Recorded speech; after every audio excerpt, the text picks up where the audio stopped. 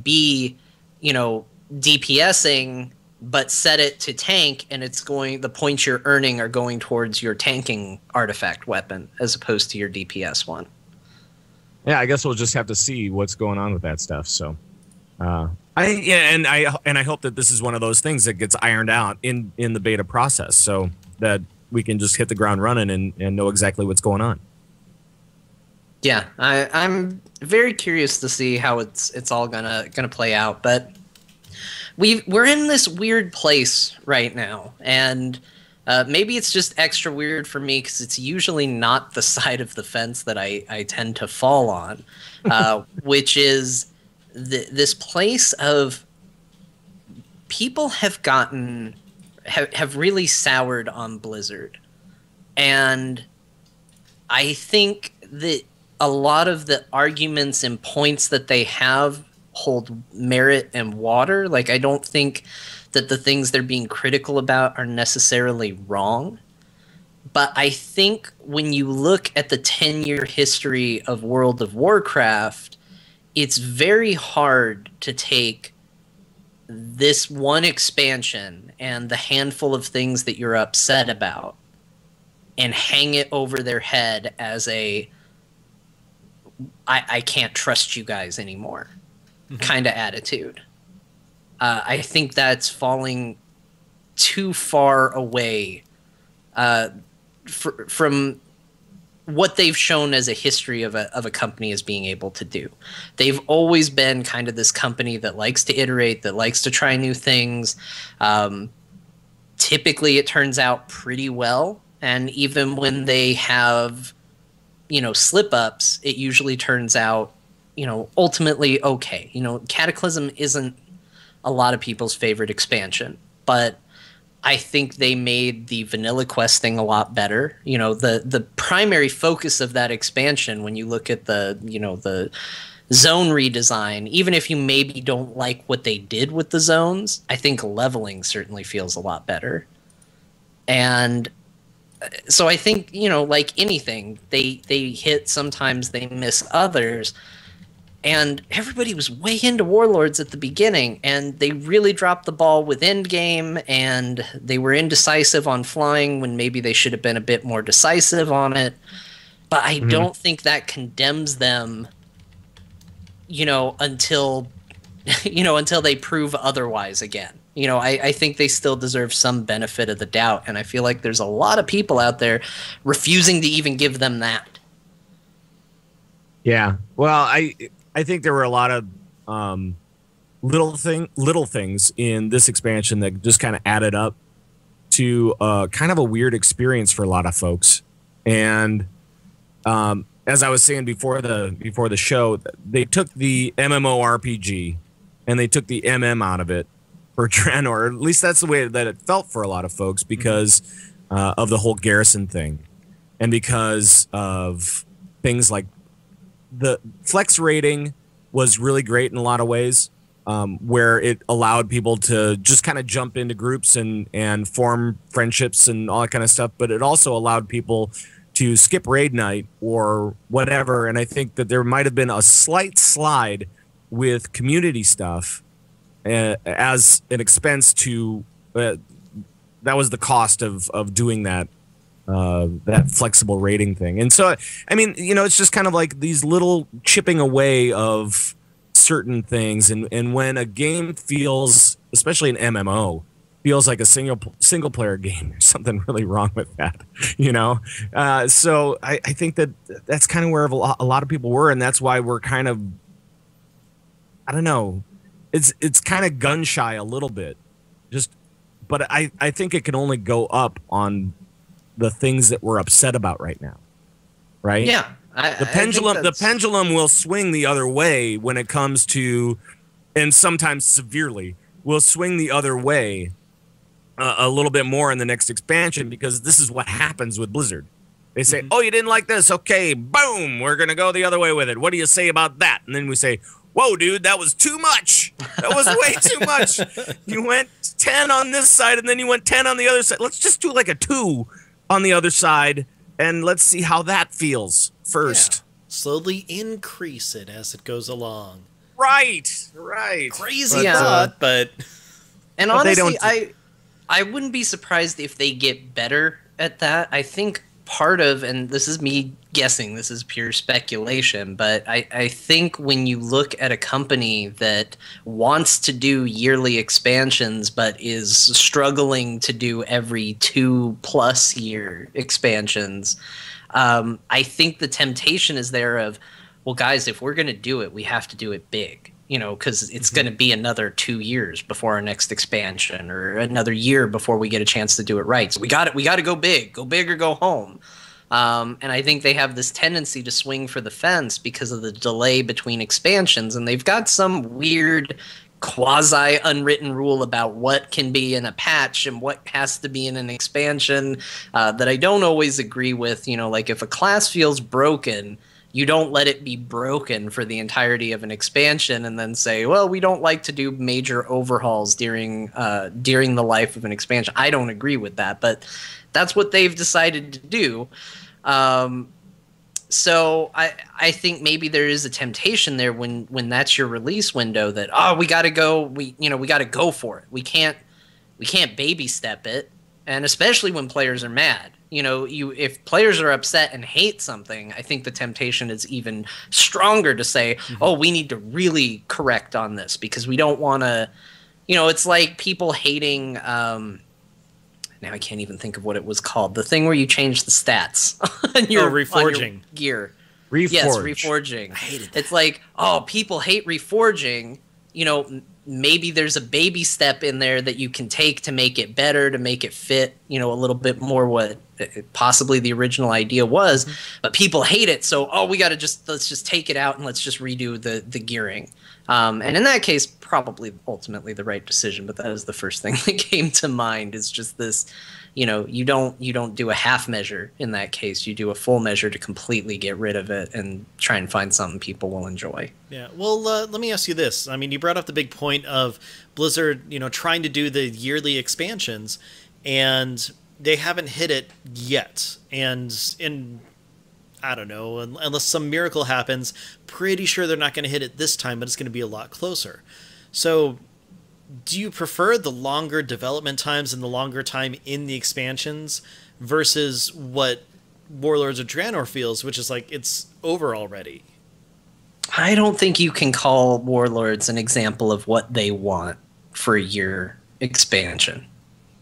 Like, if they do get to that annual point, I don't think you can use Warlords as a template. Like, I don't think they would say, yep, we want one major content patch in our entire expansion cycle. Like, I don't see any universe where they feel like they have done right by this particular expansion. So I would say that I don't think we know yet. I think let's see how Legion is received. Let's see how long we're in Legion, and let's see what's coming after. Like, Warlords feels exceptionally experimental to me, and I don't think it can be used for a template for anything. Okay. Except for maybe how not to do an expansion. Wow. Yeah. Well, I agree with you. I mean, and I think that a lot of people agree with you because, I mean, if you took a look at if you know the numbers of subs, and nobody's saying that that's purely because of the expansion. I mean, obviously there's other pulls away from the game as well. But man, if a game isn't fun, you're going to lose subs, and they certainly did in the last 6 months. So, I mean, it's kind of like the last numbers that came out. I was like, okay, well, it's not like a panic mode or anything like that. But at the same time, you go, whoa. What, that looks weird. Yeah. When you look at 5 million or 4.5 million subs over the course of 6 months, losing that amount. Yeah, that's amazing. Not to be a Debbie Downer on it too, just out of curiosity, I wonder how many of those subs are still in place just because of the WoW token. Actually, the WoW token is a part of the Q2 numbers. So anybody who is using those tokens are still in, right? So, I mean, if they weren't using those WoW tokens, where would that stand? Oof. Yeah, like I don't know if I would be subbed right now if it wasn't for WoW token. Like, yeah, Really? I don't get enough out of the game as it currently is to maybe fully justify. I don't know. I have paid for some WoW that I have never used in my time with WoW. I have been down that road many times, and It's tough, and I've talked to a lot of players that are like, you know what? I log in and I raid, and then I log out, and then I log in and I raid and I log out. This is what I do, and you know, some people are not even doing that. So it's kind of weird right now, and I'm seeing this around the community a lot, and that's not where WoW wants to be. Nope. It's And not yeah. at all. So I agree that Warlords cannot be used as a template for future expansions, although it can be used as a template for what not to do. Yes. Like you both said, And that's perfect. I like, if you're, because I know there are people out there, because I get tweets from them every time I talk about Warlords. If you like Warlords, if it's your favorite expansion, which Good for you. I have heard people say Warlords of Draenor is their favorite expansion. And it baffles my mind in a way that I can't, like, when people said it about Cataclysm, I was like, okay, do you really like Undead or something? Because they did pretty good with that. But I'm baffled if Warlords is your favorite expansion. I don't think I understand what you maybe like about the game, but I understand that you like it. There's something there for you. But obviously, you know, looking at the numbers, you are not in the vast majority of people. There is a problem that needs correcting, and I'm optimistic that Legion is gonna fix it. It looks good, you know, and take it for what it's worth. I used to say I was horrible at predicting how good an expansion was going to be, and then I totally called it on Warlords. So I'm going to go ahead and say now I'm awesome at predicting what an expansion's going to be. And Just takes once. I think it looks great. Yeah, that's all. Well, It does. you know, if you're just like, oh, I expect that I'm going to hate this expansion, this next expansion, it's kind of a self-fulfilling prophecy, isn't it? I mean, it's like you said you're going to hate it, so of course you're going to hate it. I think they actually did a lot of things right in Warlords as well, though. And I'm not saying that it doesn't need work, but all of their good work was done up front with Warlords. I mean, they really captured your imagination while leveling up. And I think that is one of those things that is really hard to do a lot of times, because you're trying to build story, you're trying to do all this other stuff, and you're trying to level people up in a suitable fashion and try to make it seem fast enough and make them seem powerful enough, but yet they still need some work to do because they're leveling up, you know. And I think they really captured a great experience with Warlords, and they really built this world where people wanted more. The problem was, on the back end of that, they just didn't really deliver everything that people expected from the leveling experience. It was almost like the leveling experience was too good. Yeah. Because I know that I had a blast with it. Oh, it was phenomenal. I'm still jumping on alts and going through the leveling process and trying to avoid the garrison, because I know that that's just a trap. So I'm trying to do that. But, you know, it's like the leveling experience for me was the most fun thing about Warlords. And I really think that they can do that again. They can repeat that. They can repeat the raiding experience with Warlords, which has been pretty dang good, other than, like I said, some adjustment issues from the old thing, and which I definitely have had problems with. But, I mean, the raiding itself has been good. So I think they can duplicate that. Now what they need to do is they need to work on that story throughout the expansion. And if they can do that and really move people to stay with, you know, make people keep the butts in the seats, then they win. Yeah. And I think that really it has to do with story. How are you going to tell story? How are you going to move it along? And how are you going to make it cool? Well, so, you know, I totally agree with that. I mean, the leveling experience was, if not the best, one of the best of the different expansions. I mean, you had the stories for each zone that worked really well. They all tied together in some form. I really enjoyed them, and especially some of those cutscenes that they threw in there. I mean, Tara and Gregory just blew my mind with some of that stuff that was in the game, the direction and everything that was in there. But as soon as, the leveling ended, it stopped, unless you followed along with the story, or the legendary questline, which is where the story went. If, you weren't able to actually do that, or didn't have the time to dedicate, or anything like that, that's kind of where it went. With them actually using the artifact weapons, considering everyone's going to have one, I wonder if they're going to tie that more into it, because apparently you're going to be leveling different aspects of your weapons, doing everything that you can do. So like, let's say I don't like PvP, I can get the same amount of stuff, I guess, like filling my bar by doing battlegrounds. Wait, that's the same thing. By doing raids PvP, or something like that. You really don't like PvP, so much so you're not even sure what is PvP and what's not. Don't know anymore. Don't know. But if they can tie it into like an integral experience that everyone's going to have no matter what, and keep the story that way, it could work. But with so many different weapons and how you acquire them and everything, I don't know if they're going to take it more of a SWTOR way, where each class has its own individual story at this point. And I mean, the way that WoW will do it, of course, they'll upgrade it and do each spec has its own individual story. Well, and I really think that they're, with the class orders and stuff like that, we will see a lot more class story, which is kind of cool and kind of different. It's a different way of looking at WoW, that's for sure. The problem, again, I think that one of the greatest things that WoW has ever done had to do with community more than anything else. And while I'm glad that we're not going to be in a garrison anymore, that is a good thing. We want people to be around other people, because that's the only way to build community. Although I'm not so sure that you will with class halls, because essentially what you're saying is, we want to put you in a room with strangers, and I saw this in the chat room earlier too. We want to put you in a room with strangers instead of with people you know.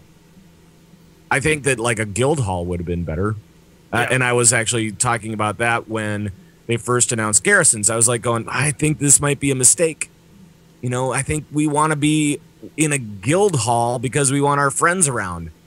And I kind of called it on that. Because garrisons were what they were. So I respect the class order thing, and I think that there's going to be a lot of cool story when it comes to class story. And we'll be able to make those classes stand out, and we'll be able to make those specs stand out within that class, which is really great. Like the hunters, those guys are getting crazy. Ooh, yeah. Oh, yeah. So are you going to go melee?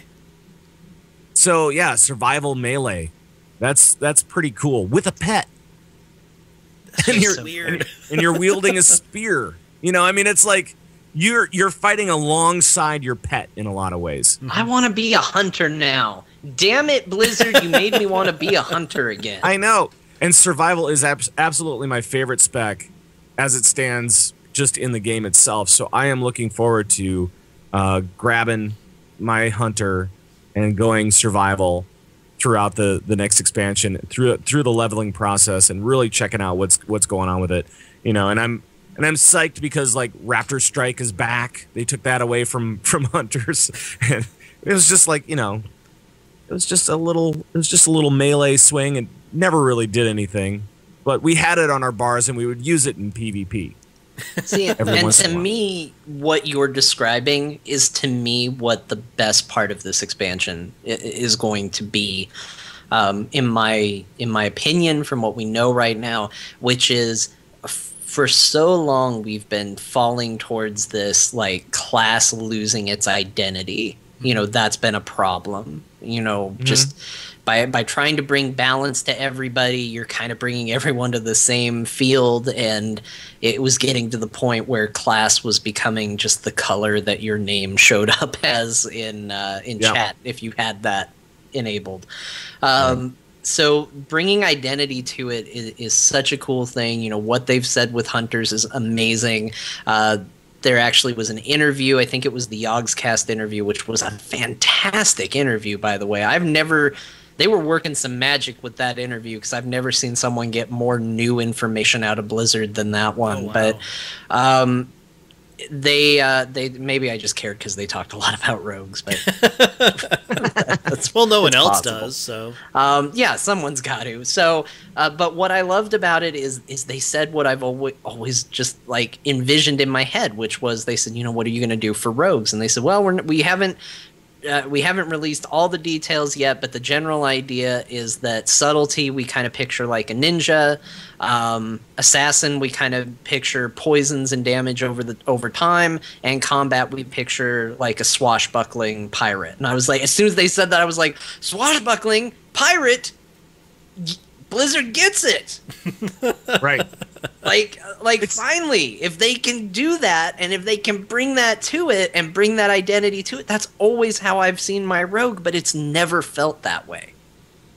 Yeah, and I don't think that they've done that for a reason, and I'm not sure exactly what those reasons are. Maybe they were trying to more or less homogenize, make sure everybody had the right things on their bars, right? Mm-hmm. So they're trying to make sure that everybody has a similar thing on their bar, and now that they did that, now that they've been able to prune that back a little bit, now they can say, okay, now we can do character.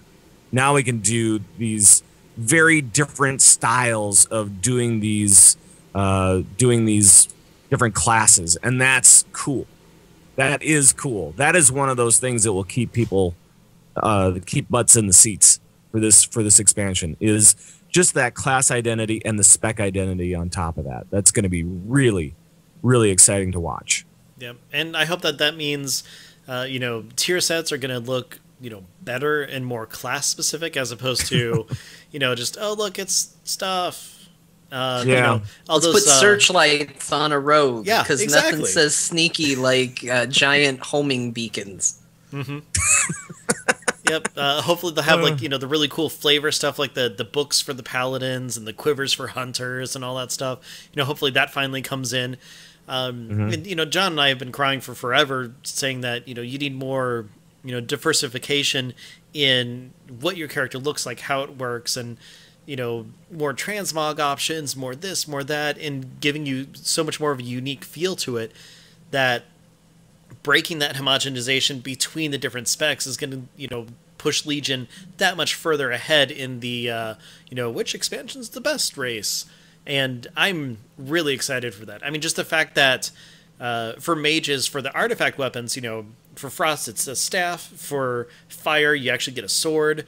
I mean, I saved and, looted so many different swords for transmog and stuff like that, and I haven't been able to do it at all these last two expansions, because it's like, oh, a staff dropped. That's what you get. That's it. So, options. It's better. Everybody likes that. Yeah, talking about transmog. So for Legion, they're going to be improving the transmog thing. Or at least that's the hope, and I really hope they can do it where you can save something from transmog for later, and then toss it. Toss it to the winds, because I know everybody's bag space is loaded up. Yeah. I actually went the other way with transmog, and I just went weird. I'm like, okay, so everything kind of looked homogenous and kind of the same and kind of weird and not really excellent. Like all these sets in Warlords, pretty much all of them that I saw. Some of them were cool. Don't get me wrong, but not all of them were awesome. Yeah. So I just went with the transmog that they gave you in the garrison. So at your bunker or whatever, and the leather set was just weird. I look like Magic Mike for Night Elves. I just went with it. I'm like, fine, we'll do this, and then I'm like going, okay, so he looks kind of crazy, looks kind of weird. Playing Druid, you don't really see it anyway because you're always changing forms. And then I went, okay, what could make it look a little bit weirder? Oh, I know, Tier 1 Druid set, and we'll just get the weird horns and like the bushy shoulders, like it fell out of a forest. Perfect. Crazy hobo living in a forest. That's what I was going for. No, so too bad I'm thinking I'm just going to keep that look forever. Oh, totally. That'd be good. I think that's a good way to go. Yeah. But hey, that's what transmog's there to do. It's to give you options. Whether those options are crazy, sensible, or somewhere in between. Yeah, color coordinated, matches my mount. Matches. You want to relive your Burning Crusade days and pick a piece of armor from every color of the rainbow? You can do that. Yeah. I think, to me, though, to kind of bring it back to what we were saying, though, is so they're doing all this cool stuff with classes. Hopefully they all play better. They've got this unique identity. To me, the only other big thing that needs to be solved to set Legion above and beyond Warlords, and I think to even really leave a huge mark and make it seem really big, is if you're going to make the classes play better and be more interesting, the next step is you then have to supply plenty of things to do with those changes so that you can enjoy them. You know, if you're going to make people look and play more interesting, you need to give them plenty to do to engage in your content. So I feel like that's the part that maybe has been a little quiet on the Legion news front, because they said, hey, dungeons and raids. Well, that's the bullet point that you can write in every expansion that ever comes out. Is going to be a bullet point at some point during that video. You're going to see dungeons and raids flash across the screen, as if they were going to say, we've decided no raids this content. We're going to go real controversial this time. We're going to go raidless. Oh man, that would put an end to my show. Great, perfect. No, you can talk about old school Thanks, rating. Blizz. Yeah. So it's a known quantity that obviously we're going to get those, but and they're going to be paying a lot more attention to PvP, which is good. I've always felt like, though, there's always kind of this amorphous, indescribable, but what else is there going to be? What is going to be the daily quest, essentially? What are we going to do when we're not dungeoning and raiding and PvPing? And that's the part that they've probably been the most quiet about. And I think Ian Hazakostas, he was in several different interviews at Gamescom, and I think one of the things that he talked about was questing in particular. And I believe he said that they want more to do than just collect this and fill up the bar quest areas, where it's just kind of the bonus quest objectives, right? He said that he wants there to be something more than that. And I think that's right. I think you need something more than that, because those fill up the bar bonus quests or whatever, those objectives, they aren't enough pull. Mm-hmm. Yeah, there's not enough pull to make people do that. Yeah, they might as well be called kill X number of enemies, but occasionally you can right-click something to make one of those numbers smaller. Yeah, and right. I mean, from their Q&A from forever ago, right after they announced that flying's coming back, whichever one that was, I remember them talking about how the original idea behind it was, kind of go into this area and instead of kill 10 things, and then you have a mission to blow up 4 of those things, they just said, hey, let's group it all together into just one thing, and then you can kind of choose how you go through and do it.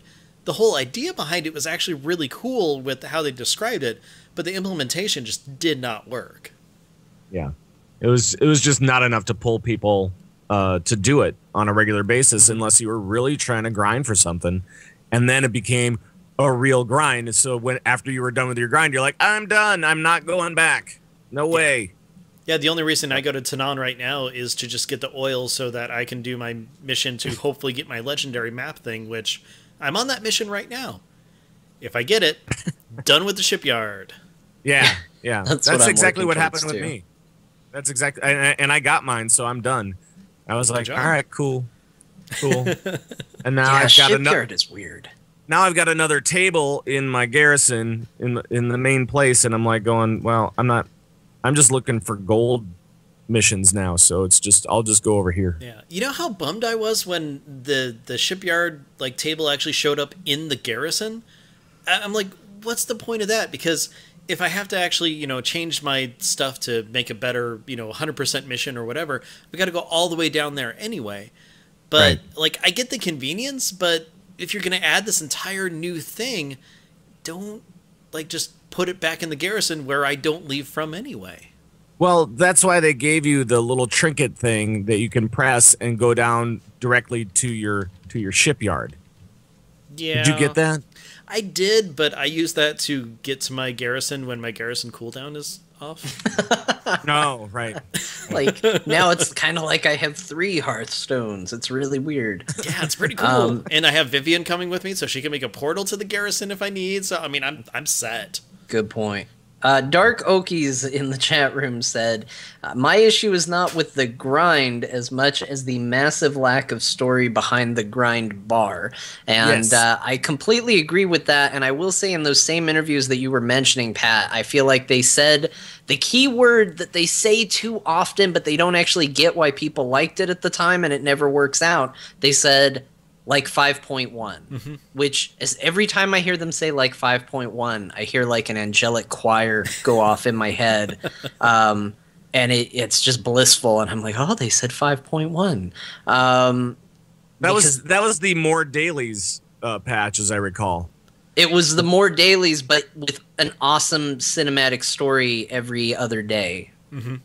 And Yeah. that's what I loved. I mean, that's what got me doing the dailies. Like, I wasn't doing the dailies because, like, woo, more dailies. Like, I've never cared about doing more dailies. Like, they have the only time they've ever found a way to make them interesting is with 5.1 when they were telling this really epic story along with it.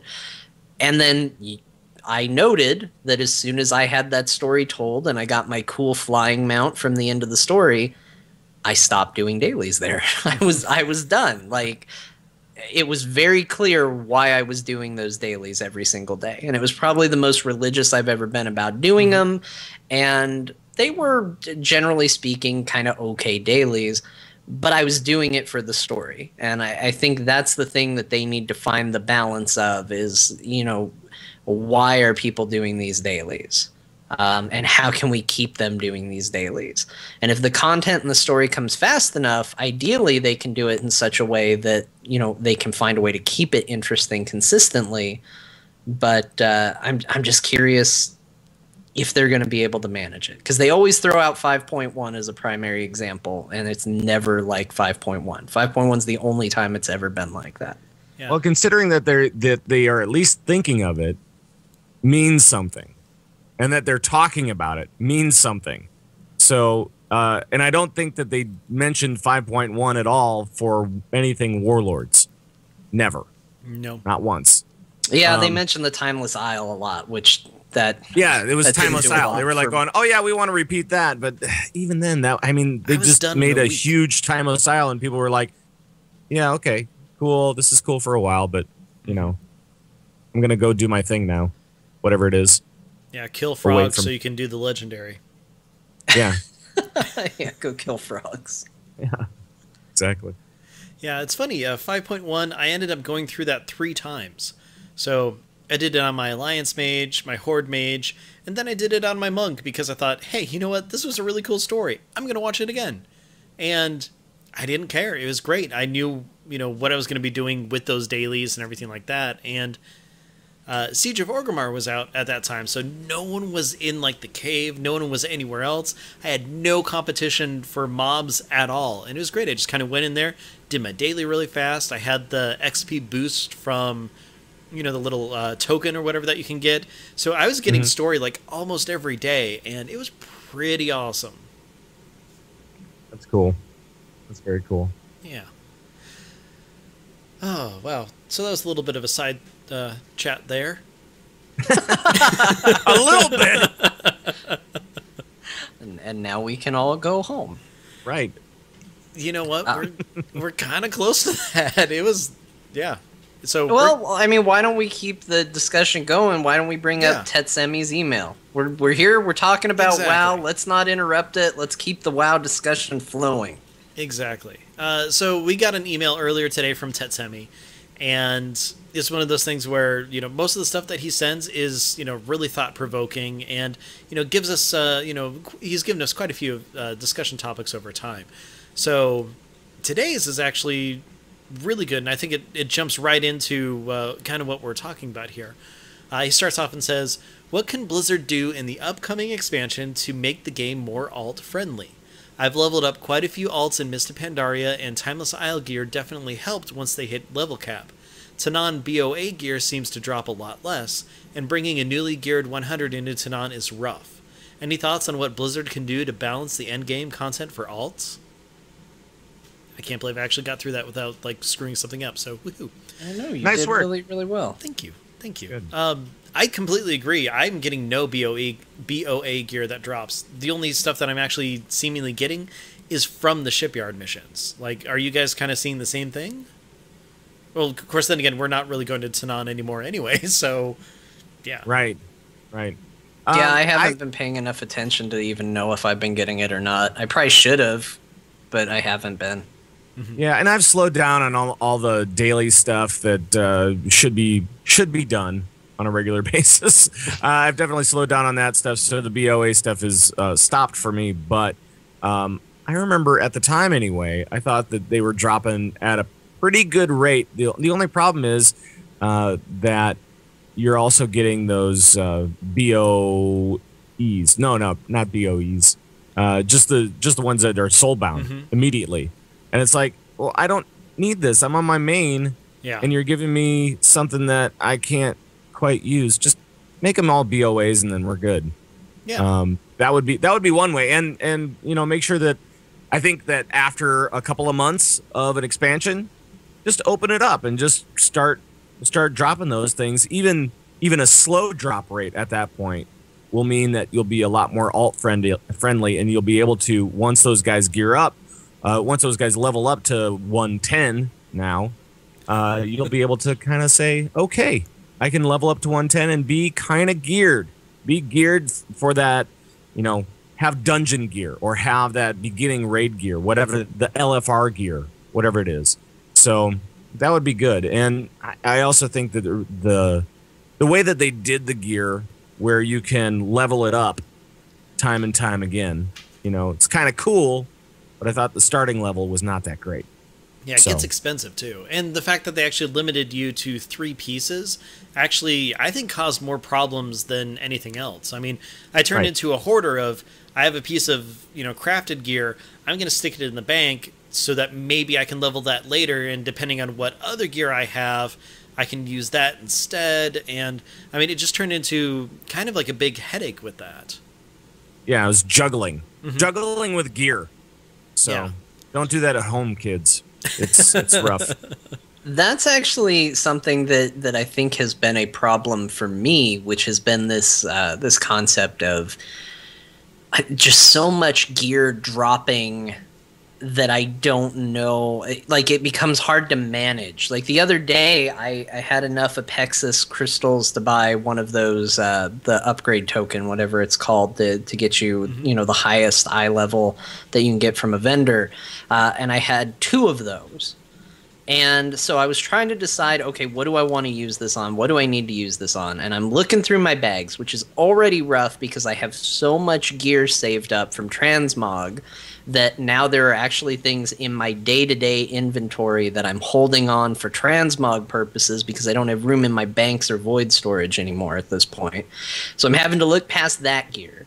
Then I'm having to find, okay, which of these is the baleful stuff that I need to turn into gear for me? Okay, I've done that, but now its name has changed to something else. So, okay, what is the gear that's able to be upgraded at this point? Let me find that. All right, I found these. Now, which of those corresponds to the lowest eye level item I currently have? Are the stats okay? Is there one that's maybe not quite as big of an upgrade, but it has the stats I want? And I'm going back and forth. I ended up wasting the token on one item because I got so caught up in looking at different pieces of gear. I meant to use it on, I think it was my back item. And I think I used it on leggings, and I ended up making these very high eye level leggings that I did not need. And I was like, well, it's not super hard to get another one of these tokens, but I wasted it. I had I vendored the item afterwards because I had no use for it whatsoever.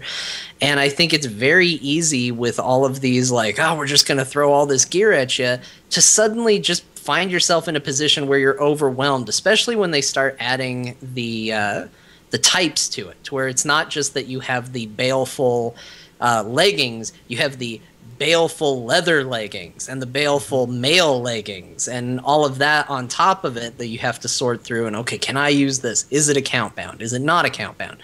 Can I send it to somebody? Do I need to hold on to it? Do I need to just vendor it? What do I do with this thing? Right. I think they need to find a way to make that simpler and less cumbersome. And to kind of go back to Tetsemi's question and answer a part of it that he didn't ask, I think Legion is shaping up to be one of the most exciting expansions for alts. Because like I said, it's making me want to play Hunter, which I haven't really wanted to play in a long time.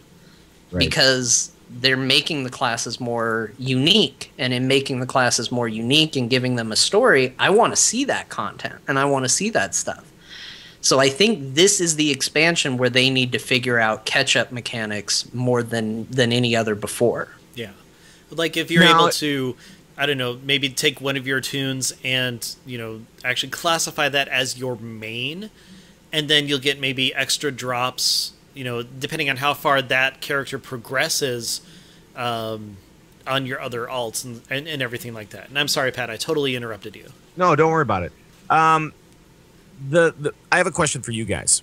Mm-hmm. So what would make it simpler? Do you think it would make it simpler to just drop, let's say we have a series of BOAs. We're going to do it kind of like we did it in the last expansion, but we're going to do it differently, where we're going to have, like, I think this time around it was item level 650 gear that you could change into item level 672 or something, you know, whatever the item levels were.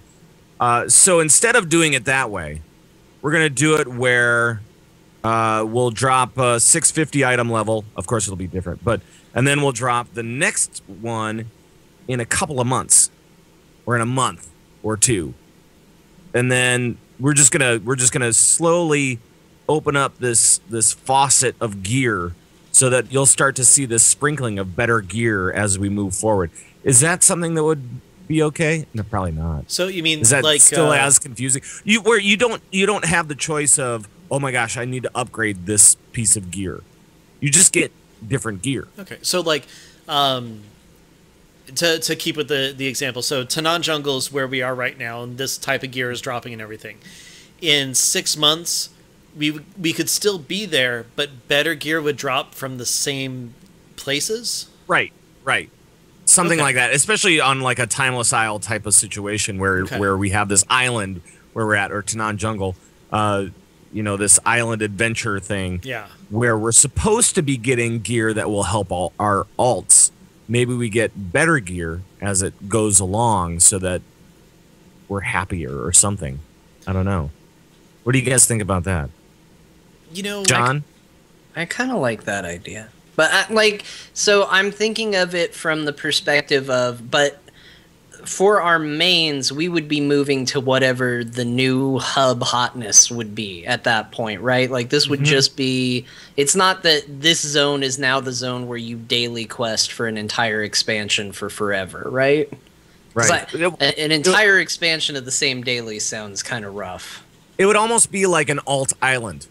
Okay. Right. So this would be like where you're trying to get gear for the guy that you're going on that island for. So if you are, you know, and I'm just using 650 as the item level because we're there right now. So if you were a new level 100 player, you would get 650 to start. But then later on, when it does, I mean, this stuff is going to play out eventually. Yeah. Right. I mean, we're gonna be playing and playing and playing. So maybe the next time you bring an alt there, it'll be 670 or 680 eye level, or you know, whatever, and up to a certain amount. But it's going to take time to get that gear. No, I love this idea. I'm totally in for it, because this expansion, I actually, you know, I started off as my mage, and then once Blackrock Foundry dropped, we were, you know, a few bosses in. That's when I had to switch to my monk, and I was like poorly undergeared. If there was some sort of, you know, catch up mechanic like that, at that point, like you're talking about, that would have helped me immensely because, I was taking an alt and actually bringing it into the current content as opposed to having to grind my way through, get crafted gear, upgrade it as much as I can, and try to grab as much other stuff as I can. I mean, it took probably 4 or 5, maybe 6 weeks before I was actually like viable in the raid and becoming an asset as opposed to, okay, we need to gear this guy up as fast as we can so he can actually help. Right. Right. Well, and it would be great. It would be kind of like a land of misfit toys, really, where you're just going in there and grinding gear for your alts. I'm a Charlie in the box. I'm thinking about it as like, and because you said Alt Island, I'm naturally thinking of it as the Timeless Isle because that was an actual island. Yeah. But I'm looking at it as like, okay, it's this place where you can go and at a basic level, the treasure chests have a chance to get you, maybe get you caught up to where you need to be for the current raid finder level and all of that. But maybe there are some dailies on there that you can do and maybe some grouping opportunities and options for maybe some harder stuff that'll give you catch-up mechanics that they can tie like your abrogator stones and stuff like that you need for the legendary, maybe an alternate way to get some extra of those to help make that a little bit faster too. From certain quests on the island, and maybe even throw on, kind of like the Timeless Isle had, maybe there's a boss that you can go and kill, and that gets you something even better to help with the catch-up. And it's just this neat little place that's an alternative to having to go through, I got to go through every level of Raid Finder now, and now I got to go through all of this. It's just like kind of a one-stop shop for gearing up alts and other tunes, and I really like that idea. Yeah, I mean, just even current LFR gear by itself. I mean, that would be great. So, I mean, enough to get you into LFR. Yeah, exactly. That's what I'm talking about. And then you use LFR to grind a little bit more. But I mean, just like a catch-up island would be so great because then you wouldn't necessarily be running dungeons for it. I mean, if it's like this expansion, you ran a couple of dungeons and you were done, right? I mean, that was basically my experience with those dungeons, and I haven't been back since the beginning, which is really sad. Yeah. But if they do something similar, my guess is that they'll want you to do these dungeons more. If they did it like an alt island, that would be so great. Just one-stop shop type of thing, smaller grind, maybe more danger or something like that. I can see that. Just for funsies. Yeah. More danger, greater rewards. Dark Okies in the chat room actually has a really good idea as well. Although using this as an example is horrible because I hate the place, but I'm going to expand on it a little bit.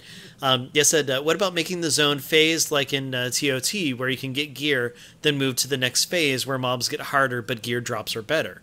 That could something kind of like that works, where you have like say an area that's open or whatever.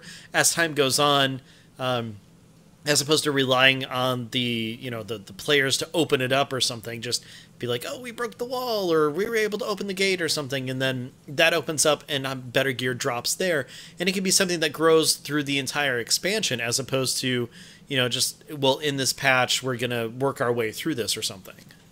And wouldn't that be great for story?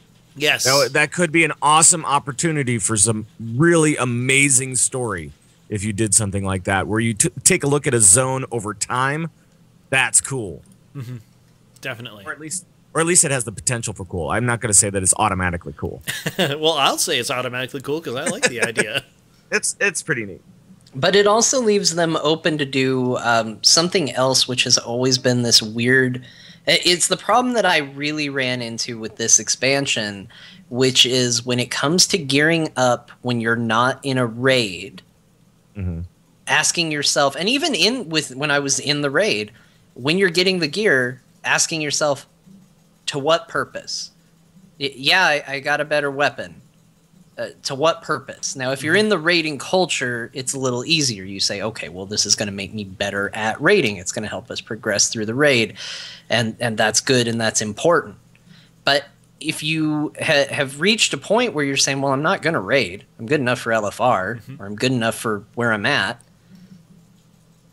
What is the purpose of, like, why do I need to get these baleful leggings? Like, right. And that's where story cares? comes into play. That's where story is really important. You're right. Yeah. To engage with what? And it allows them to do an area where alts can catch up, but mains can have maybe a separate area that is tied more directly to the current story, and that's what the alts are trying to get to. To where your main can go and engage, and then when you go and you get some cool raid gear, you can, you know, bring it back to that. I think there should always be some part in WoW, and I don't think it should be tied to alt progression, where the fights and the solo content is challenging, very challenging.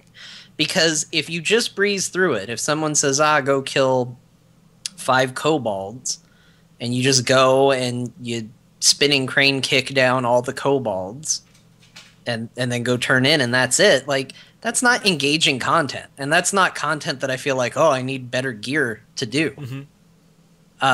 If you're going to use gear as a carrot on the stick, you have to make there be a challenge and a purpose to getting that gear at the same time. Yes. I like it. I do not disagree with you. And I think that makes total sense. And I mean, there's a chance that the artifact weapons are going to be that carrot on a stick to, you know, level and power them up as you progress. Maybe that's what they're going to do in Legion, just to keep you out there doing stuff. And, you know, the harder areas, you are going to need that better gear. So hopefully they have some really good drops that don't require only raiding or gotta PvP. fill in that sphere grid. Yeah, exactly. And I'm gonna until they make me play Blitzball, and then I'm out. Yeah. No Blitzball for me. No thank you. Hated that part of Final Fantasy X. What would it be for you, Ben? They'd make you play Hearthstone, probably. But see, I'd be okay with playing Hearthstone for that. I wouldn't want to play it a lot, but, you know, a game or two, I'd be okay with that. Because Blizzard's getting really good at making people play their other games. Yeah. In fact, a little side transition here. Ben, you're going to have to play Diablo. Yeah. I'm kind of okay with that, though, because I enjoy the game. I just don't have that carrot on the stick for gear in that game like some people do, you know? I play through, see the story, and I'm happy. I'm so excited. We should make our seasonal characters together. We'll see. We'll see what happens. You're going to have to play a lot, though, because I really want that mount. So for anybody who doesn't know what we're talking about, real quick, hey, guess what? We're going to talk a little bit about some other Blizzard news for a moment. I know. So Heroes of the Storm has been showing off Malthael's Death Steed or something to that effect. I don't remember what the exact name is. Basically, it is a big... scary, undead-looking, cool horse mount. And you don't have to buy it with real money. All you have to do is get a seasonal character to max level, level 70 in Diablo 3, starting with Season 4. So you can't currently earn it right now. But... it looks badass, too. I mean, it's really cool. It's awesome. It's so cool looking, and to me, I'm super stoked because I was going to do this anyway. So it's like somebody coming up to you and saying, "Oh, you're going to go to work today?" Well, yeah, I do that on a daily basis. Oh, cool. Well, when you get there, we're going to give you $100. Well, that's what you get for working. Oh, okay. I will totally do. No, this is extra bucks. Oh, okay. Bonus bucks. Bonus this is a bucks. terrible analogy, but whatever. My point is, you're going to do it. I was going to do it, but now there's this added bonus.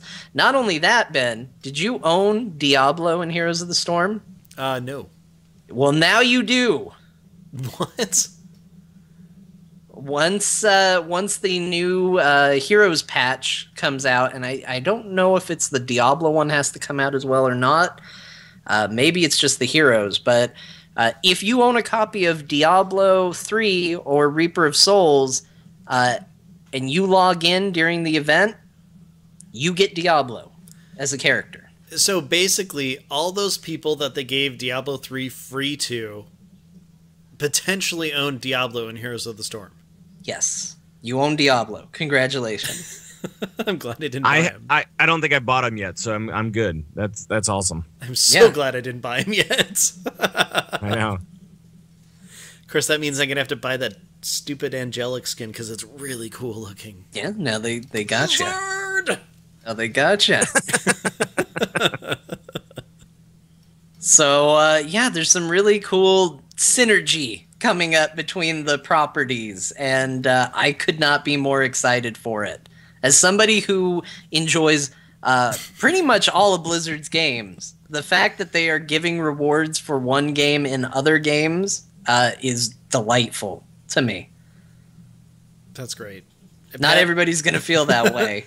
Pat, are you enjoying the meta of them just throwing stuff at you for playing their games? Yeah, I like it. I'm good with it because I'm Hearthstone and Heroes junkie. I'm more casual with Heroes, but with Hearthstone I play that a lot because it's super easy to get into, and why not? Let's do it. And like Diablo 3 for my Xbox was awesome. I love Diablo on a console. That's what not so much on PC, but I can, I have a controller. I could probably swing it. I don't know. I haven't set it up yet, but I could probably do it. So, I mean, it's just been a lot of fun with all of these games. All these new games have really brought some new life to Blizzard just in general. Mm-hmm. And they've also brought life to certain aspects of life to WoW, which is pretty cool, and the other way around. Oh, yeah. So, just from a pet battler standpoint alone, there is so much from the different games, pet-wise. Yeah. That makes me so happy. It's good. It's good. It's good stuff, and it's good to see how the WoW community has embraced these different games, and some of them, they go and play these other games instead of WoW, which is cool. Mm-hmm. Because I know a lot of teams that have started because they found their friends in WoW, and now they're playing Heroes of the Storm together, and that's cool too. That's awesome. Of course, unfortunately, BattleNet kind of it tells on you. Like, when we're raiding, and then John logs into Heroes of the Storm. Yeah, and I'm like, hey. He's not busy. The only thing he's busy with is another game. Yeah. A fun game. Oh boy. Oh boy. Yep, that did it. That'll get tweets. Show's over now. Yeah. Thanks, John. Thanks. They're not going to tweet you. I know. Unless it's the show, too, and then I'll just have to yell at you some more. Even the show doesn't get... Like, usually, as soon as someone is mad, the tweet comes directly to me. They skip you, because you're too happy to get anything. They skip the show Twitter feed. I don't know why. Maybe they assume that that's also you. They just go right for me. Do, actually. Which is fine. I will take all the hostile tweets. I like WoW. I feel like I've been very happy about WoW this whole show because I'm super excited about Legion. Apparently, I'm more excited than everybody else on the planet because the other thing I saw a lot was a lot of tweets coming out right as they announced it of, I can't wait to listen to Azeroth Roundtable and John tear this apart. And I was like, boy, I'm going to let a lot of people down. Yeah, I'm pretty excited. When I saw some of those tweets, I'm like, oh, interesting. The worst thing I could say about it is I'm worried that we're going to live in a world of a gazillion Ashbringers, and I'm still worried about it, but I'm not... But it'll have like an electrical storm Ashbringer and a fire Ashbringer and a one with a green hilt and other ones. I like green. This one is green, kind of. Yay. This is my Ashbringer. There are many like it, but this one is mine. I tried Oh man, the grass and now it's stained, but it's still good. but it still cuts a tomato. It slices, it dices, it makes julienne fries. My Ashbringer can cut through a penny.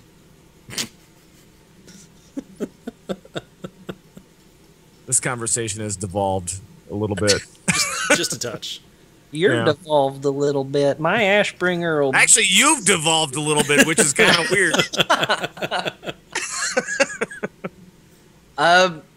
Yeah. So, anyway, that was our other games news. Yeah. Yes. We've thrown out the format for this particular show, which is going to get really weird when we get into feedback and talk about the format of the show. Yeah. Oh, I'd never put that in the thing. Do you have that pulled up? No, you don't. Of course you don't. Wow. No, it's just because you're not at home right now. Hey, I just want to congratulate you guys for having an entire show like mostly WoW. That is really good. You're not really helping, Pat. Oh, sorry. You're not helping the email. Oh, I'm sorry. I'm sorry. You're giving him fuel for his fire. Yeah. In fact, but thank you. I am also happy that we had a show. You know what? Hold on, Pat. I completely agree. I am happy that we have reached a point where we can spend almost an entire episode talking about WoW. Because damn it, I like talking about WoW. And It's been a real dark place lately where I've had very little interest and desire to do so. And so I've been talking about things I've been passionate about. That's good. That's good. One of the problems I found over this expansion was that there wasn't a lot to talk about WoW because the developers weren't necessarily talking about WoW. Mm-hmm. Were they? No. I mean, there were some serious dry spells where we had zero news, zero patch updates, zero this, zero that, and it would go on for weeks. And for podcasters, it was tough. It was tough for a while. And you had to think about what you could talk about, and then you're like building stuff, and then you realize that you're building stuff that really isn't cool, and you're like, why am I building stuff? I don't get it. So it was tough to talk about for a few weeks in a row, several times. Yeah. During this expansion. I don't know how we actually had some of our episodes. I know, me either. Same boat, man. What are we going to do for the what have you been playing? Like, well, I did the Apexis dailies, which were exactly like the Apexis dailies before them. And they were like the Apexis dailies the week before that. Like, it did not create a culture of interesting stories and variety. Mm-hmm. Like, it was the same every week. Yeah. Meanwhile, talking about a heroes match and how it's like, oh my god, I got or our core was down to 1 or 2%, and then we decimated them. That's a good story. Yeah, we're excited about it. It's a great story. Yeah, good story, Ben. I give your story a 6. Wow. Out of how many? Generous. Don't ask out of how many. It's better you not know. But this is an interesting topic, and we did receive feedback recently about this very topic, and we would like to take a moment to address said feedback. Yeah. So, Ben... You'd like me to read it? I mean, you did respond. I did respond, and I'm going to respond when you say it out loud. I'm going to respond again. Okay. Because I will always respond. But you have it pulled up, so you can go ahead and read it. And then it'll sound like I'm yelling at you. Oh, okay, that works. So this is from, they did leave their name. We found out earlier that you can be anonymous. So they left a name, so we'll call them that. So this is from Rusty Nail. They said, fairly new listener and generally really enjoy the show. Really, which, can't forget that. However, enough of the HOTS chat. Thought this was a WoW podcast. Go make a HOTS cast if you love it so much. I don't care about HOTS. I do care about WoW and the upcoming expansion news and commentary. Waited over 40 minutes before he even mentioned WoW. Enough already. Just saying. By the way, I'm just going to throw this out there. I don't like just saying. I hate that. That's almost as bad as no offense, but. He's just saying, Ben. Yeah, I know. He's just saying. You've got some phrases and words that you're weird about. I know. I do. Ben, sorry, not sorry. Oh, I hate that. But you're weird about some things. Ah, shut up, John. Sorry, not sorry. Yes, you are. Bro. I'm just going to say everything I can think bro. of. Make sure to say bro a lot. Brah. Brah. Actually, I don't mind bro too much ever since that the Hawkeye series. Oh, because of the tracksuit mafia guys. Oh, that's so good. That's pretty good. So, anyways, John, what would you say to this to Rusty Nail? Or if you want, pretend it was me. What I would say is this: you're not wrong about everything you said. Mm-hmm. You're right about a lot of it. We are called, as it lists on iTunes, Azeroth Roundtable, a World of Warcraft podcast. Yeah. So the belief that we are exclusively a World of Warcraft podcast, I can understand why people might believe that. We haven't exactly advertised like crazy that we talk about other things, except for the fact that we talk about everything, other things every single episode. We did try to make it clear that our news section was going to be about Blizzard news when we changed it to being called Blizzard News, and then made a bumper that included Tracer and Deckard Cain and Zeratul and all sorts of other characters. Mm-hmm. But you're right. Primarily, we are a World of Warcraft podcast, and lately it has taken us not this episode, but lately it's taken us a while to get to WoW news, and the reason for that is this: typically on our show, the structure is pretty simple. We start with the guest introducing us, we introduce ourselves, and we take a little bit of time to talk about whatever's new and relevant with us. That means we can talk about food, like when we talk about reviewing Taco Bell food. We can talk about that. It means we can talk about other video games.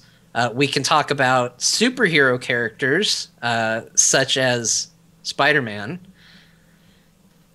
Okay, I wasn't sure if you wanted me to play it or not. I was gonna, but then I was like, I probably sprung it on him too fast. Spider-Man! There you go. Yep, we can talk about Spider-Man. We have a bumper for it and everything. We talk about anything. Now, if we're playing a lot of WoW, and we're doing a lot of awesome things in WoW, there's a good chance that first section will have a lot of WoW talk in it.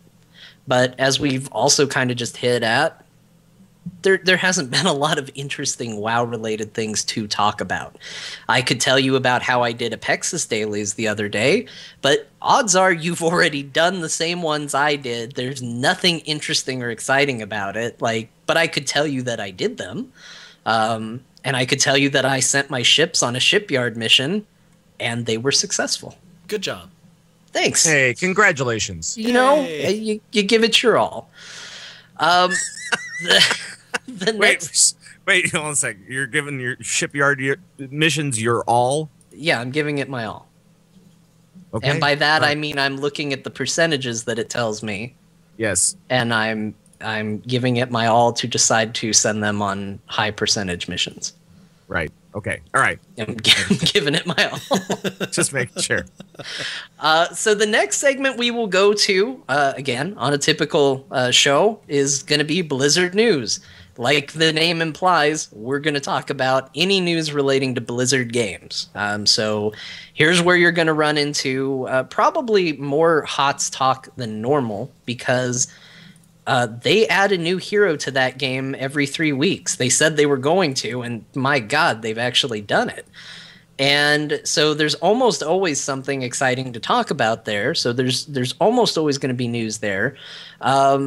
And on the other hand, WoW news has been pretty scarce until the Legion announcement. They've been real quiet about things.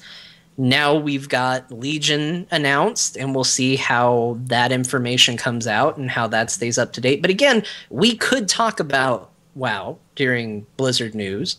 It just depends on how much WoW news there is to talk about. Mm-hmm. We try to keep the other games to 2 news stories or so. Last week was different because we were doing news from all of Gamescom. Yeah, who'd have thought? that was kind of an exception to the rule. But again, it'll sometimes contain WoW, but mileage may vary. And then we kind of close the show off with the roundtable. Roundtable is always going to be WoW related unless for some reason we devote an entire show to a different game, which is only going to ever happen like at launches. When HOTS launched, we did a Heroes of the Storm show. Oh, we'll do one for Overwatch, I guarantee. We will most likely do one. Ben's guaranteeing. I will go as far as we will most likely do one for Overwatch. So I don't know. Ben and I are apparently going to have a fight at some point. In Overwatch. We will definitely have a fight in Overwatch. Oh, so Pat, did you, on your Blizzard launcher, did you see the offline mode where Overwatch popped up with an install button? I did not see that. No, I saw that people had seen it, but I did not see it myself. I got so psyched. I saw Garrett's tweet about it. I'm like, oh my gosh, I was just about to get in the shower. I ran from the bathroom all the way out here, clicked on... Naked. Naked. Clicked on install, and then an error popped up, and I'm like, no! Wow. It got me out of bed when I saw Garrett's tweet. I was like, oh, is that true? Oh! I was very excited. There were sounds. Yeah. There may have also been more male nudity. Right. I think just imagine that everybody was naked when we saw it on the launcher. Oh yeah, of course. And then went, "Oh no, it's learn more." That's what it was for me. And I went, "Oh, it's learn more." And I was completely nude. And yeah, that's how I'm remembering it now. Yeah, you should. So the moral of this story, the bottom line, and for those of you who get the show and understand what we are and what we're about, I'm sorry that I just devoted a chunk of time to telling you what you already know, but we try to address all our feedback that we get. Here's the truth. In answer to the question you didn't ask, but the demand you made, no. We are going to talk about whatever the hell we want to talk about on this show. It is not always going to be all WoW all the time. And if we're currently super excited about Heroes, or when Overwatch comes out, if we're super excited about that, it's going to be a lot of that too. And hopefully what you get from the part that you like, which sounds like in your case is purely the WoW stuff, hopefully that is good and entertaining enough, and that the other stuff you're not as into is good and entertaining enough to keep you listening. If it's not, there's a ton of shows out there. There's a ton of WoW podcasts. We don't claim to be for everybody. Our show, surprisingly enough, not designed to be listened to by the whole world. Yeah. And if we're not giving you what you want, you can go out there and find it. Ro, who's been a frequent guest, does a show entirely about shows. Listen to his show and find one that is, going to meet your needs. Because I don't want to bum you out every week. Mm-hmm. You're going to be sad or upset. I don't want that. Yeah. I want people who want to be here. So, But just one suggestion, though. You might want to update your little info thing to say, World of Warcraft and other great games. Just update your little info. And friends. Just your little and moniker. The rest. Says Azeroth Roundtable, a World of Warcraft podcast, and some other games. Something along those lines. That is a very good point. Yeah. We might do that. Yes. And then that way you're managing expectations a little bit as best you can on that angle. So if somebody's picking you up for the first time, then they kind of get it a little bit more. Perfect. Yeah, so I think that's fair. Like I said, I think there are fair criticisms, and I don't want to sound completely dismissive of the comments, but at the same time, we do this show for free. Well, Ben does it for free. I don't. He pays money to do this show. Right. So Ben pays money so that we can talk about whatever the heck we want to talk about. Pretty much. So that's a good point. That's where we're at. And again, I appreciate the feedback. I'm by no means saying I don't want you as a listener, but if you don't like the show, it's cool. I can't say no, keep listening. I can't make you hate it more. The other thing is too that the Warcraft universe has spread into these other games as well. Mm-hmm. And so if you are a World of Warcraft fan, you should also understand some of those things about heroes, because guess what? It's an extension. It's a different game, sure, but I mean, a lot of those World of Warcraft, heroes are coming into that game, and they're also World of Warcraft is all over Hearthstone. Mm-hmm. Yeah, I mean, it's supposed to be a game that's played in World of Warcraft, so it's kind of weird, very meta. Do you think that like Ragnaros has a Hearthstone deck with him in it? I like to think he does, and it's golden. He had it and then it burned up. Oh, good point. Oh, poor Ragnaros. He can't even play. Well, he rage quit, to be fair. I mean, he threw it into the fire himself. So yeah, and then he drew his next hand. He's like, "Oh, too soon." Yeah, there's a lot of good Hearthstone too soon jokes. I hated that joke.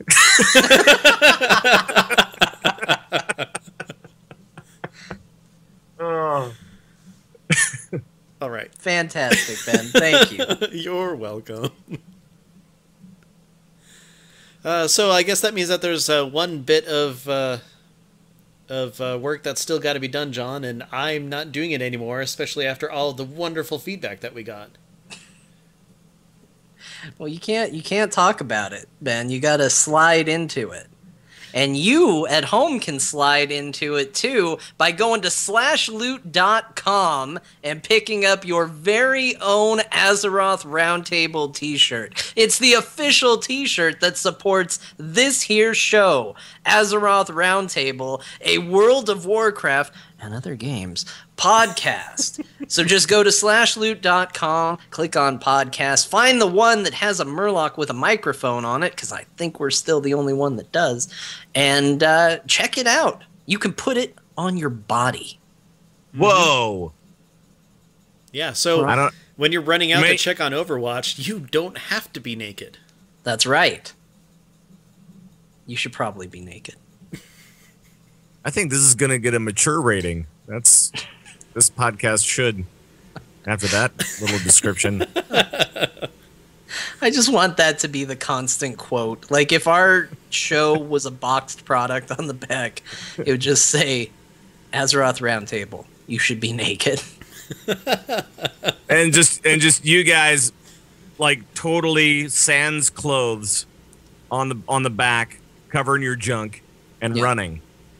Yeah, it's like a Blink 182 video. Gotcha. Yeah, kind of. Yeah. Okay. Yeah, you can do that.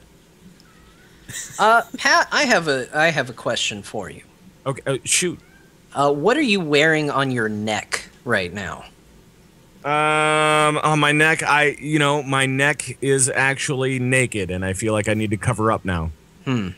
See, nudity, while sometimes funny, can frequently be shameful.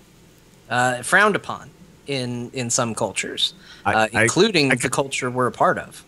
Right, I kind of feel that way now that you bring it up. Yeah, I mean, I didn't mean to call you out live on the show in front of everybody and point out your neck nudity, but there it is. I'm naked. So, John, how can I solve this problem? If you want to avoid the problem of nakedness, you can pick up the official Azeroth Roundtable necklace or keychain, which would avoid a nude key. Also unacceptable in today's society. Yeah, I mean, people, if you pull out... Okay, I just want you to picture this for a minute. Imagine you get in your friend's car, right? You're going to go somewhere. Right. They pull out a single key and put it in their ignition. Just one little key. And just by itself. That Wait, person... hold on a sec. Where are they pulling it out from? Because I'm imagining everybody is naked right now. Well, pants. And unfortunately, it's not Azeroth Right. Roundtable branded pants. We haven't... Okay. You haven't gone there yet. We haven't gone there yet. Okay, gotcha. Okay, so he's got the key. Single key. That's weird. That's weird. It's super weird. It's oddball. Yeah, you probably aren't going to want to ride with that guy ever again, or girl. No. So you can fix that problem with an Azeroth Roundtable keychain. We've got multiple problems that we're solving. Nakedness. That's great. You know, Solo keep syndrome. You find a problem, and then you come up with a solution that works for everybody. Yeah, slap a logo on it. It's that simple. And you can slap a logo on it by going to geekasylum.etsy.com. That is where you'll go for the keychain. That's where you'll go for the necklace. Once again, it's slashloot.com for the t-shirt. Put our logo on you or something. Yes. Makes sense. Pat, thank you very much for joining us for this great episode. I had a ton of fun, and it's probably one of the best discussions we've ever had.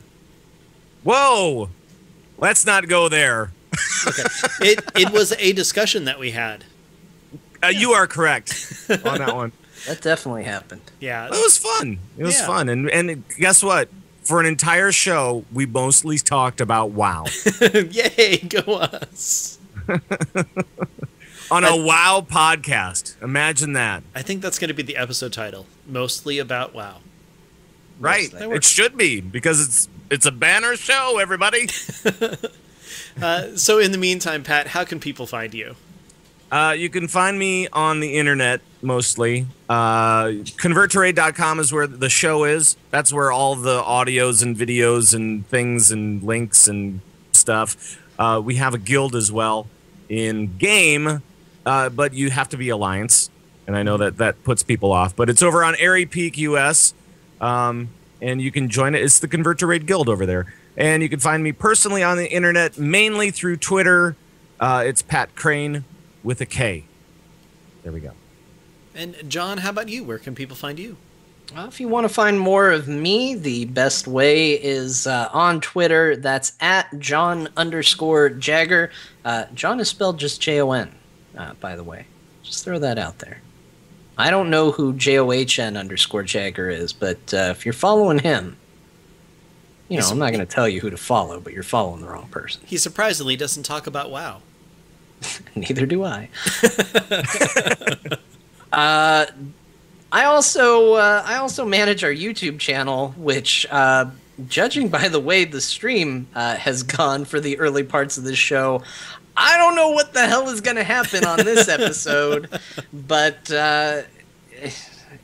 that's a bridge I will cross at another time. Mm-hmm. I like to throw a bunch of stuff up there on the YouTube channel, and you can find more of that at youtube.com/AzerothRT. You can also check me out every Saturday from 3 to 6 p.m. Pacific Standard Time on the NVIDIA stream. That's with Scott Johnson doing the Experience Point show, and that's a ton of fun. That'll be tomorrow. It's going to be exciting. We will play Heroes of the Storm and talk about WoW, probably. Wait, what? A little bit. I know. No. It's weird. It's weird. Yeah, if you're looking for me, you can find me on Twitter. I am at Ben the Mage. I also do a show called Geektopia and a show called Battle Pets. There's a new episode of Battle Pets just went up today, so take a listen if you like Battle Pets and WoW. Who'd have thought? This show, if you want to follow us, we are on Twitter at AzerothRT. You can listen to us at any time on Stitcher, TuneIn, iTunes, and of course on our website, Azeroth Roundtable or AzerothRoundtable.com. I started reading the email address. There we go. End of the show. Screwing up. But all of our episodes are found there. You can listen to them on demand. It's pretty cool. If you have any questions, comments, want to just give us ideas for a topic or something along those lines, send that to AzerothRoundtable@gmail.com. And of course, our intro contains music from Volatile Reaction by Kevin MacLeod. You can find more of his music at incompetech.com. Boom. Boom. Boom. Blowing up. Yeah. Just blowing it up. Podcast over, blow it up. That's right. That's how podcasting works. Now let's ride. Ooh, I like that. Oh, that's a good way to sign off. Yeah. Why didn't we hire Pat to come up with how to sign off our show? Oh, man. We've been trying for so long to come up with something to say at the end. Like 124 episodes worth. Yeah. Right. Now let's ride, and then you like whip out like rockin' horns or something. I don't know, and then you just like click off on the screen, and you're like, I'm out of here. Well, that's the way to go, I guess. So perfect. Yeah. I guess we got it now. Now we know. Yeah. Yeah. So I was watching the YouTubes today a little bit, and there's this bit that was made quite a long time ago, probably what was like 7 years ago, and it's called "Who's the Tank?" I don't know if you guys have seen this, but if you go on YouTube, just type in "Who's the Tank," you'll come up with this video, and it's basically the Abbott and Costello bit, "Who's on first?" done to WoW. And so, who is the tank? What is the mage? And I don't know is the priest. And I think there are other ones, of course, but but it was pretty well done.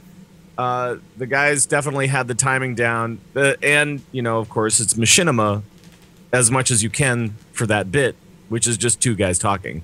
Right. It's a night elf and a dwarf, I think. And they're just talking, but yeah, it was pretty good. So I just want to shout out to Who's the Tank, because those guys are awesome. All right. Who's the Tank? I am gonna have to check that out. That looks great. Yeah. I just googled it. It looks fantastic. It's pretty good, and it's actually gotten quite a few views over the last 7 years. It's gotten like 5 million views. So, that's pretty good. Yeah. I don't know. I like it. Cool. I like it. Now, yeah, exactly. So, who's that? Chattiest Carrot? Yeah. I feel like I need to make a tank named Who now. And yeah, you'll listen to the whole bit and you'll go, yeah, I'm changing my lineup. I'm changing all my names to Who, What, I don't know, and Tomorrow and Today. All those guys. Chattiest Carrot, you are banned from changing any name to anything other than Chattiest Carrot. That's my favorite name. Yeah. It's pretty good. I like it. I like it a lot. Because it's not just that the carrot is chatty. It is the chattiest carrot. And that makes a Right. big difference. I mean, In when I'm looking for my carrots, I want it to be the chattiest. Well, you want them to be the best at something, right? And if might it's not be- chattiest, I'll take it because, really, I mean, if it's chatty at all, you don't expect that from a carrot. But the chattiest one, that's amazing. Yeah, it's important. Yeah, it might not be the tastiest carrot, No, but probably not. it's still got a gold medal at something. Yeah. If it was the tastiest carrot, it would probably be called Tastiest Carrot, You would hope so. right? Or like Jeremy, Greetings, I am Jeremy. I'm the tastiest carrot. I don't even know what accent that is. It's That's a it's weird, Arnold. like, in between everything accent. Right? It's more Arnold. I heard that in there. There was probably... Grab my hand! Do it! You want to stick a knife in me? See what's going on in there? Get to the chopper! It was Who so is your amazing when daddy? they What did does Hans and Franz. I was loving the Hans and Franz stuff for bosses for WoW. That was very cool. I like that fight. The fight is a lot of fun. I mean, I know people are getting motion sickness and stuff like I was that. gonna say, that but- fight made me feel a little sick. Oh, I had so much fun on that fight. It was a good Well, one. John, if you weren't such a casual, It's a fair point.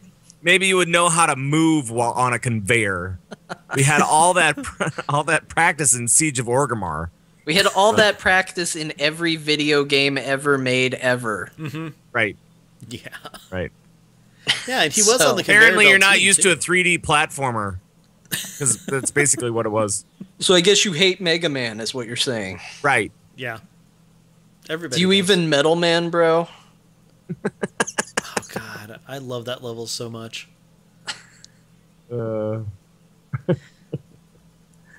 Yeah, I had trouble. It was weird. There's just it's only at certain camera angles, and I would tip my camera angle a little too far up at some point during that fight, and all of a sudden they'd move, and I would just be like, I need to stop fighting for a second and reorient myself here. Being a healer on that fight is probably the best, because then you're just staring at bars Oh, the yeah. entire time. and trying That not seems to alright. and trying not to get hit by one of those flaming hot pockets. Exactly. That happens, and then all of a sudden the smasher comes. You're like, okay, moving. I think I'll live as opposed to healing people right now. Yeah. Yep. Exactly. It's And a then definitely a hot different kind of pocket. challenge. I like to think of them as toaster strudels. Yeah, we call them. But then you got to Pop-Tarts. put the frosting on them. Oh, but that's the best part because what you do a quick dash of frosting across like 75% of it, Uh-huh. and then you just pile it a mile high at the back end. And so you've got a little bit of suffering to get through, but it gets to the end, and it's delicious. Right. That's how you eat a toaster strudel. That's my advice. So glad you my let us in- know. Right. In Here's the my actual life raid, hack. that's how you ate those things? That's amazing. Yeah, that's how I did it. How could you, Is how that could you not get that much frosting? is that not how your While trying to fat down boss two bosses. strategy I mean, told you to do it? first, 'Cause the- first we'll get a lot of frosting, and then I mean, that's how I was told. I watched the video. Everybody said, John, watch the video. I watched the video. Toaster Right. strudels. Yep. How to make them better. Yep. And then all the trolls in LFR, all they did was they just they would draw like really inappropriate pictures on their toaster strudels and really make everybody angry. Yeah, that's. I mean, that to me hurts the strudel. Yeah, it's like, come on, guys, come on. Right. It lowers the sensitivity. It hurts the strudel. It hurts the community, and it hurts the game. Mm-hmm. Trolls, Toxic strudeling is a real problem. trolls, just stop it already. You've had enough. You Is want it- sensible strudel. They write stupid hashtags on their strudel.